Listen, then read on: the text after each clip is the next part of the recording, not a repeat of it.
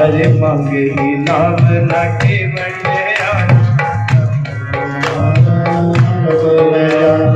मांगे ही नाव न केवट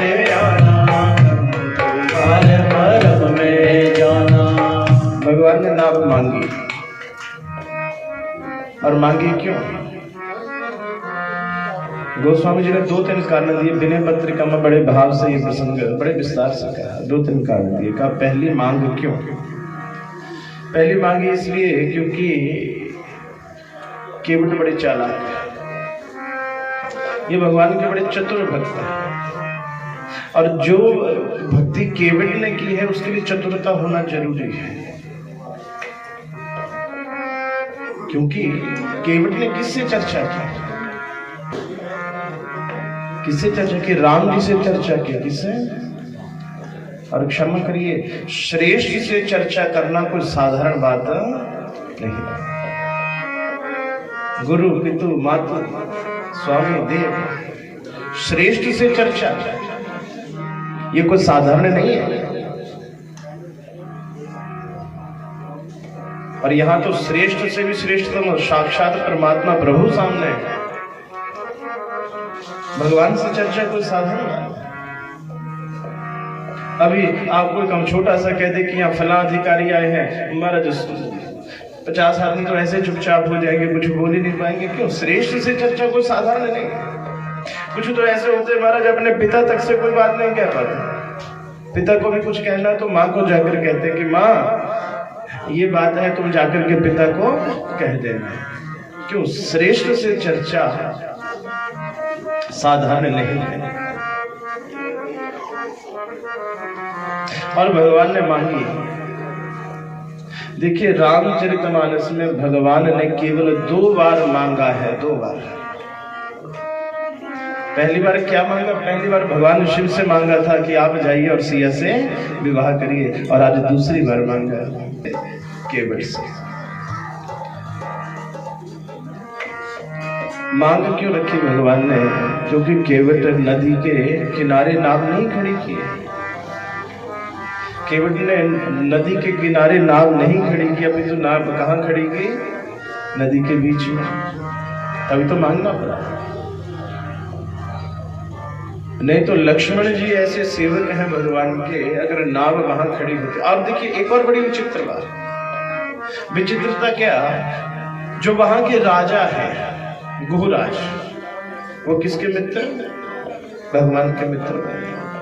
अब देखिए नियम तो ये कहता है कि अगर हम लोग यहाँ आपके आए हैं और हमें कहीं जाना है तो वो व्यवस्था किसको बनानी है? वो व्यवस्था आपको बनानी चाहिए ना। अतिथि धर्म तो यही बोलता है, व्यवस्था तो आपको बनानी चाहिए। पर यहाँ जो राजा है वो चुपचाप पीछे हटे हैं। क्यों हटे हैं? क्योंकि केवट ने उनको भी वचनों में बांध लिया है, वचन ले लिया है। कल घाट पर कोई नाव नहीं होगी सिवाय मेरी नाव। पहले क्यों मांगा? नाव मतलब जो नदी के बीच में खड़ी की, और जैसे मांग रहे हैं तो केवट और गहराई तक लेके जा रहा, और गहराई तक लेके जा रहा। का प्रभु ऐसा क्यों कर रहे हैं? केवट मन ही मन कहता है का प्रभु है? आपने बुलाया मैं नहीं आया, आप इतने से परेशान होंगे। अरे मैंने कितनी बार आपको बुलाया, कितने भक्तजन हैं जो नित्य आपको बुलाते रहते हैं, क्या आप इतनी जल्दी आ जाते हैं? मांगा क्यों? नाव नदी के बीच में है। और मांगा क्यों? भगवान ने मांग करके एक श्रमिक का मान बढ़ाया। एक श्रमिक का मान बढ़ाया। देखिए राम राज्य ये नहीं कि आप अपने से बड़ों से, अपने से जो बराबर है उनके साथ व्यवहार कैसा करते हैं। ध्यान ये रखिए, किसी के व्यवहार का पता कब चलता है? तब चलता है जब वो अपनों से छोटों से कैसा व्यवहार करता है। जो छोटे से व्यवहार करता है उस व्यवहार से व्यक्ति का पता चलता है व्यक्ति के गुण कैसे। जब कोई बड़ा आदमी आएगा तब तो सब राम राम करके पीछे भागते हैं, पर आपका व्यवहार क्या है, आपका स्वभाव क्या है, ये तब पता चलेगा आप अपने से छोटे से कैसे चर्चा करते हैं। भगवान ने देखिए श्रमिक हमारे जैसे 4 कौड़ी हमारे पास पैसे की आ जाए, 4 पैसे हमारे पास आ जाएं, तो मैंने लोगों का ये भाव देखा है, अरे हमारा जो कोई मजदूरी कर रहा है, जो कोई साफ सफाई कर रहा है, जो कोई ऐसे कामों में लगा है, तो बहुत सारे लोग मैंने देखे कभी ओए, कभी तोए, कभी ना जाने क्या क्या उच्चारण करते हैं।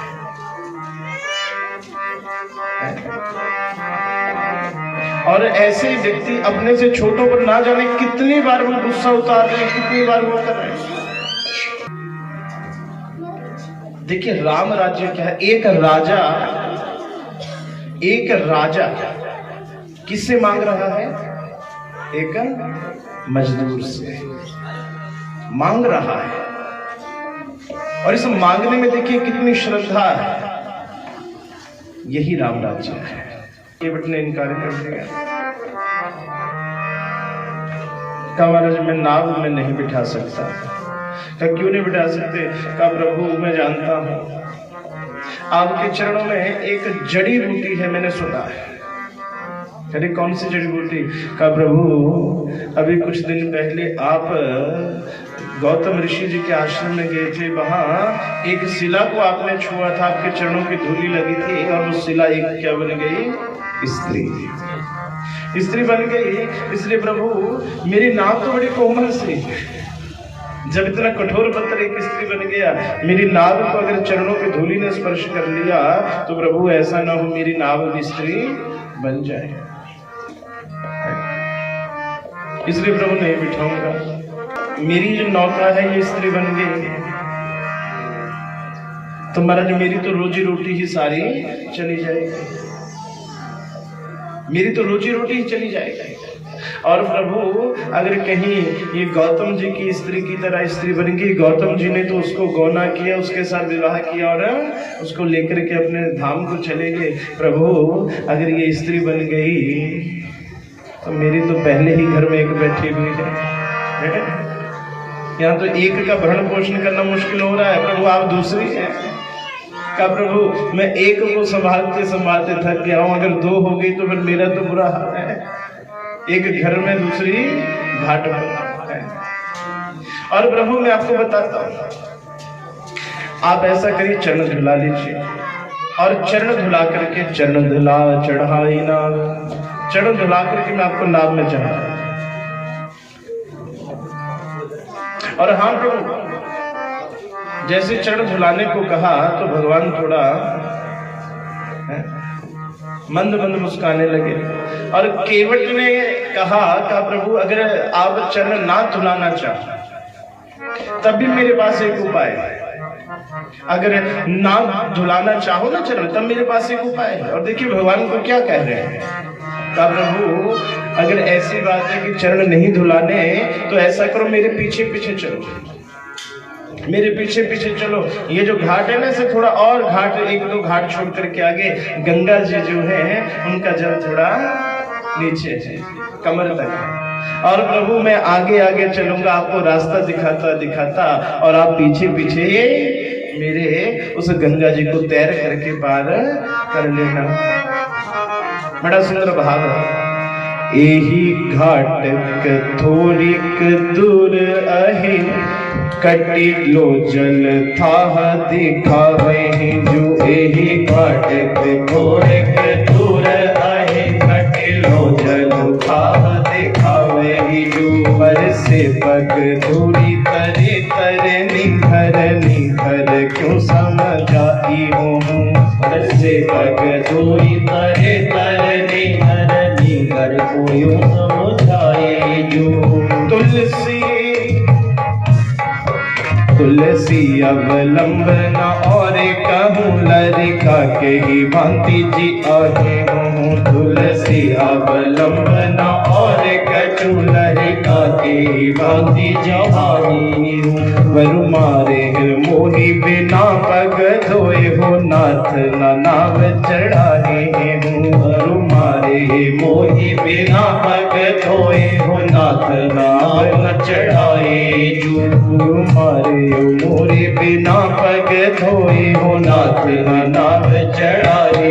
प्रभु एक घाट के थोड़े के दूर प्रभु कटिलो जल उठा दिखा एहूं, का प्रभु जल कमर तक दिखा देता हूं चल के, पर प्रभु मैं जानता हूं कि आपको तैरना नहीं आता है, आपको तैरना नहीं आता। राम जी मौन है, चुप निशब्द निशब्द। सीता जी ने राम जी के सुमुख देख करके इशारे में पूछा का प्रभु ये केवट ठीक कह रहा है। अब भगवान ने भी देखिए, गोस्वामी जी कहते कि केवट के जो वचन हैं वो वचन किसी विद्वान के वचन नहीं, केवट के जो वचन हैं बड़े अटपटे से। कहा ये जो केवट का प्रसंग है ना, का दुनिया की समझ में नहीं आ सकता। क्षमा करें, पता नहीं सुनने वालों को भी समझ आएगा कि नहीं आ रहा है ना, केवट की बात है, कहने वाले को समझ आ रही है नहीं आ रही है, पर का जिसको समझ आनी चाहिए उसको समझ में आ रही है। भगवान केवट के हर भाव को समझ रहे हैं। सीता जी को इनकार कर दिया का तैरना तो नहीं सीखा, बाकी सब कुछ सीख लिया। का प्रभु फिर एक ही तरीका बचता है कि पैर धुलाने पड़ेंगे।